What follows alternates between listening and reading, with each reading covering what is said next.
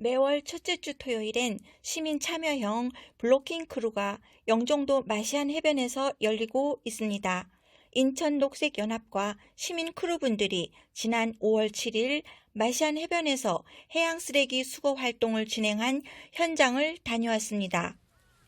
물고기랑 새들이 너무 불쌍했어요. 왜 불쌍했어요? 먹을 게 없으니까 쓰레기를 먹으니까.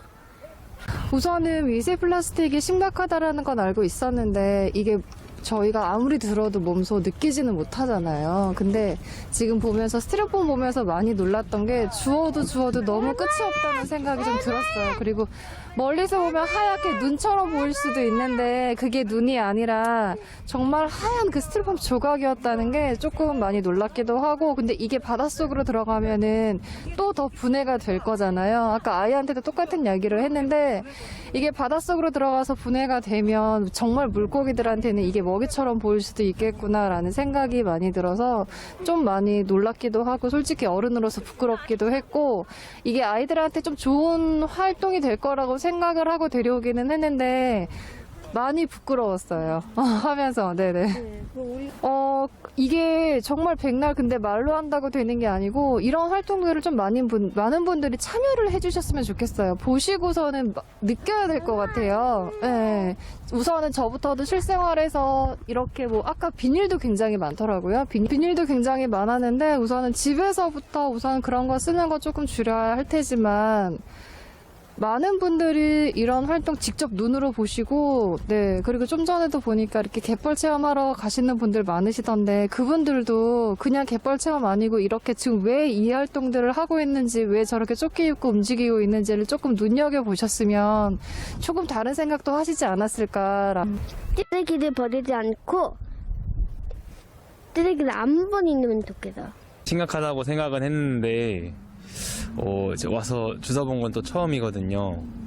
근데 주워보니까 이게 한 자리에서 떠날 수가 없을 정도로 이게 쓰레기가 계속 파편화되는 게 보이니까 그걸 주우려면 계속 그 자리에만 있어야 되는 거예요. 그러면 이거를 언제까지 계속 주워야 되지? 이런 생각도 들고, 이게 단기간 내에 끝나는 문제가 아니잖아요. 그래서 좀 쓰레기 자체를 만들지 않는 게 너무 중요한데 그걸 어떻게 해야 될까 좀 이런 고민이 드는 것 같아요. 저도 이쪽 관련해서 활동하고 있는데 저도 열심히 활동해서 세계까지는 아니더라도 국가의 좀 제도나 개선을 할 수 있도록 노력하겠습니다.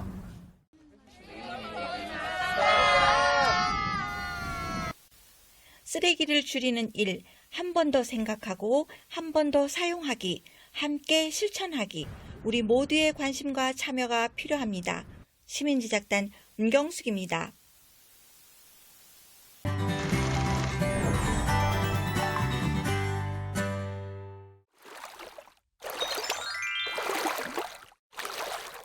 인천 1호선이나 버스를 타고 동막역에서 하차, 2번 출구에서 송도 쪽으로 조금 올라가면 동막교가 나오는데요. 다리를 건너 공단 안으로 100m쯤 들어가면 우측에 저어새 생태학습관이 보입니다. 이곳에서는 남동 유수지 인공섬에서 서식하는 저어새를 볼 수 있도록 시민들에게 쌍안경을 빌려주는데요. 문화해설사나 저어새 생태학습관 관계자로부터 자세한 설명을 들을 수도 있습니다. 네, 3월이면은 이제 여기를 도착하게 되죠.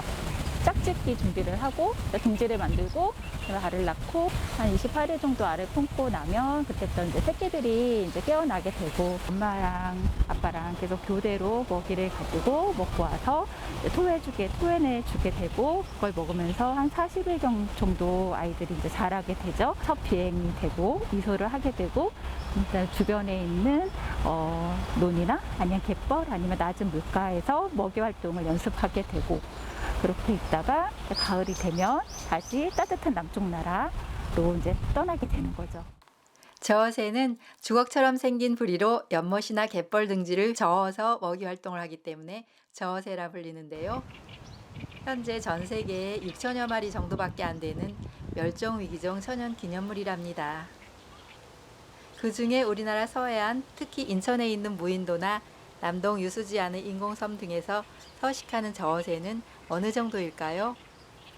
한 80%가 저희 이쪽 부분에서 이제 번식을 한다고 그렇게 이야기들을 하고 있어요. 그래서 대부분 고향은 인천이다. 뭐 이렇게 저희 서해안 갯벌이 되게 중요한 역할을 한다. 저어새는 인천시 기대종으로 처음에 300마리 정도밖에 안 됐었는데 2022년 현재 6천여 마리 정도까지 늘어난 데는 시민들의 역할이 컸다고 하는데요. 인천시 내 9개의 환경단체들로 이루어진 저어새 네트워크를 중심으로 저어새를 보호하기 위한 다양한 활동을 해왔습니다. 천연기념물 저어새가 멸종 위기종에서 벗어날 수 있도록 사람들이 할 수 있는 일이 뭐가 있을까요? 쓰레기 잘 버리기. 유수지니까 빗물을 타고 좀 약간 쓰레기들이 모이는 곳이에요. 그러면 쓰레기가 오면 개를 물어다가 둥지를 만들어요. 근데 비가 오게 되면 썩게 되죠, 알이. 배수가 잘 안 되니까 저어새들이 번식률이 떨어져요. 두 번째로는 낚싯바늘이나 낚싯줄이 저어새에게 엉키게 되는 거예요. 그러면 불이나 이런 데가 찢어져서 죽음을 맞이한 저어새들도 많이 발생을 하고 있어요. 그래서 낚시 문화에 대해서 조금 더 생각을 해봐야 되겠다. 친환경적인 요소를 가미한 함께 어울릴 수 있는 그런 개발도 고민해 보셔야 될 것 같고, 제일 우선은 관심을 가져주시는 게 제일 좋아요. 시민제작단 해안 신명입니다.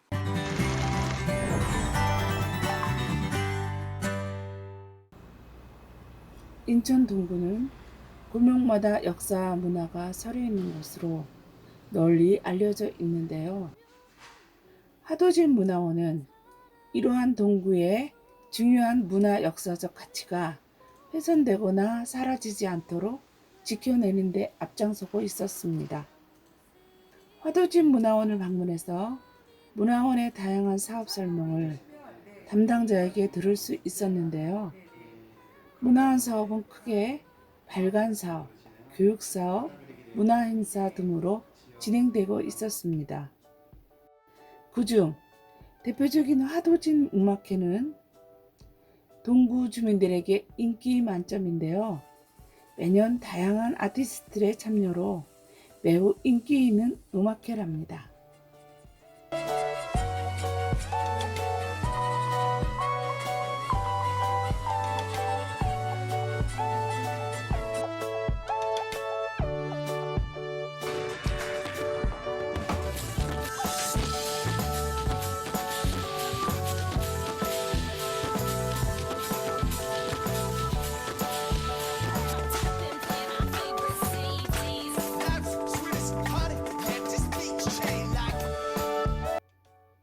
다음은 노동자의 길을 직접 걸어보고 다양한 해설자의 안내로 동구가 그 옛날 조선인의 치열한 삶의 터였음을 알 수 있었습니다.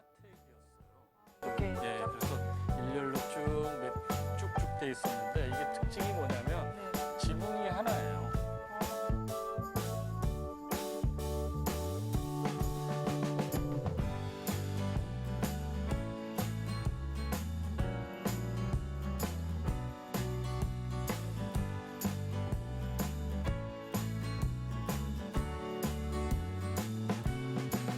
작년에 노동사진 공모전으로 노동 현장을 그대로 표현한 우수 사진 작품들도 볼 수 있었는데요. 문화원의 다양한 교육 사업으로 많은 활동이 펼쳐지고 있었습니다.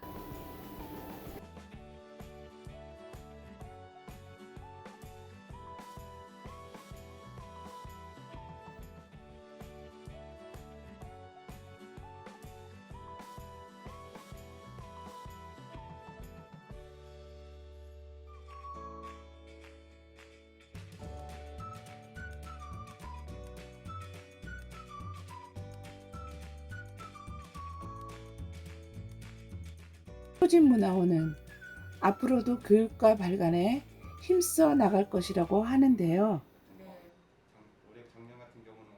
인천 동구 구민 모두가 주민이 되는 멋진 문화원을 응원합니다. 시민제작단 김혜옥입니다.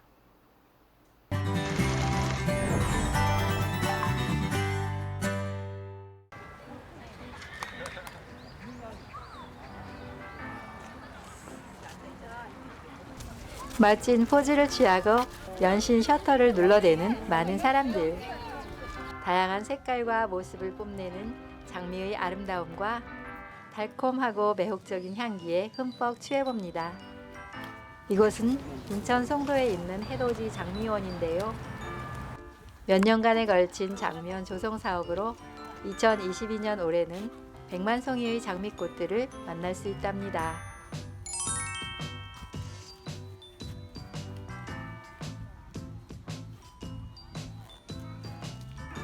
사람들이 장미를 꽃의 여왕이라 부르며 좋아하는 이유는 뭘까요?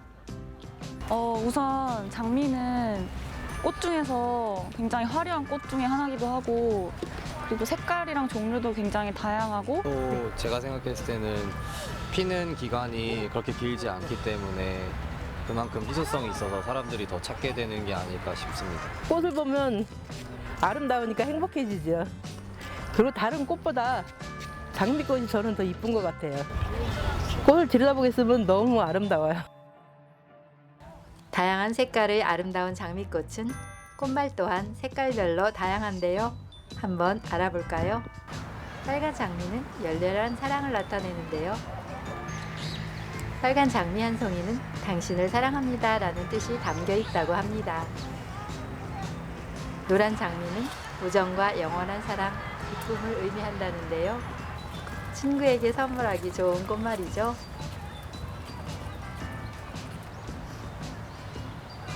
분홍 장미는 사랑을 맹세를 나타내는데요. 연인이나 프로포즈 할 때 가장 좋은 색상인 것 같죠? 또한 하얀 장미는 순수, 결백, 젊음 등을 나타내는데요. 흰 장미 한 송이는 다시 만날 수 있을까요? 라는 뜻을 가지고 있다고 합니다. 이처럼 장미는 사랑 또는 우정과 결부해 일상생활 속에서 의미 있게 많이 주고받으며 사람들이 사랑을 듬뿍 받는 꽃이지만 줄기에 가시가 달려 있어 함부로 꺾거나 만지지 않도록 조심해야 하는데요. 이 가시들은 줄기의 껍데기가 변해서 된 것이라 합니다. 장미나무는 아이젠처럼 생긴 이 가시들을 이용해 다른 덤불이나 나무들을 딛고 높이 줄기를 뻗어 올라갈 수 있답니다.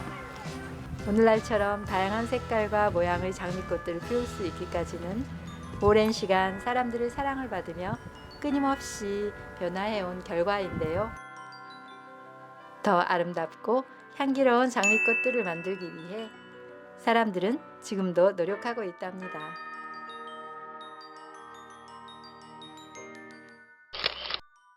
시민제작단 해안 신명입니다.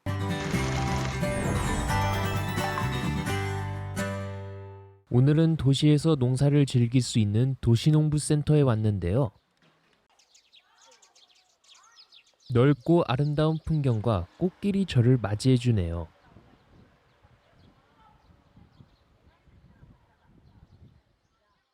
도시농부센터는 농사뿐만이 아니라 다양한 체험을 즐길 수 있도록 다양한 작물을 볼 수 있는 교육 텃밭도 있습니다. 작물의 종류에 따라 이름이 각각 써 있어서 알아보기가 정말 쉽네요. 어른들뿐만 아니라 유아들을 위한 교육도 많이 준비되어 있습니다.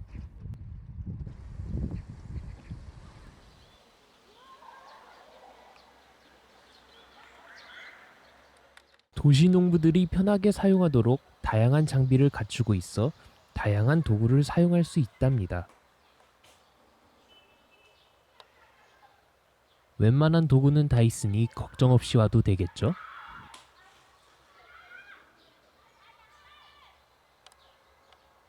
도시농부들이 직접 키워서 싱싱하고 파릇파릇해 보이는 채소들이 눈에 띄네요.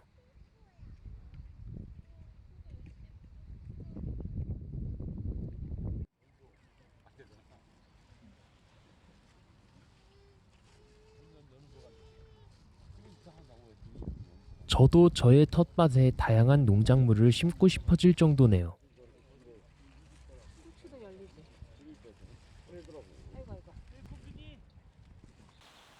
오늘도 열심히 일하는 도시의 농부들.